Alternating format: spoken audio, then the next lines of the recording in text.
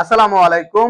Sourav and brothers still হাউসের পক্ষ থেকে সবাইকে স্বাগতম জানিয়ে শুরু করছি নতুন আরেকটি ভিডিও। তো প্রিয় দর্শক বন্ধুরা, আমার পিছনে দেখতে পাচ্ছেন একটি এসএস এর বক্স দরজা রাখা আছে। এই বক্স দরজা সম্পর্কে বিস্তারিত সবই আলোচনা করব।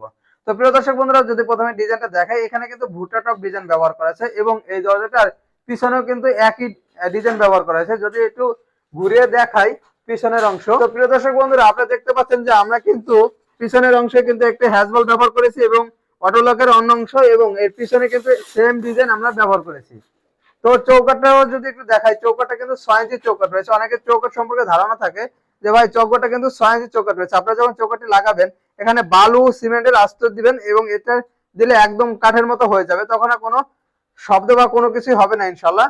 আর এইদিকে চৌকাটটা কিন্তু কাঠের মতো রয়েছে, যেটা 2.5 ইঞ্চি বাই 6 ইঞ্চি যে চৌকাটটা রয়েছে। এবং সামনের অংশটি দেখাই, সামনের অংশে আমরা একটা হ্যাজবল এবং লকের যে হ্যান্ডেল অংশ রয়েছে এটা আপনারা দেখতে পাবেন। আর এটা কিন্তু ডিজাইনটা এত সুন্দর যে আর এসএস এর দরজা কিন্তু কখনো চারও হবে না, মরিচাও আসবে না এবং বাঁকা হওয়ার কোনো সম্ভাবনা থাকবে না। আর এই দরজাগুলো আপনারা লাগালে রঙেরও কোনো চিন্তা করতে হবে না।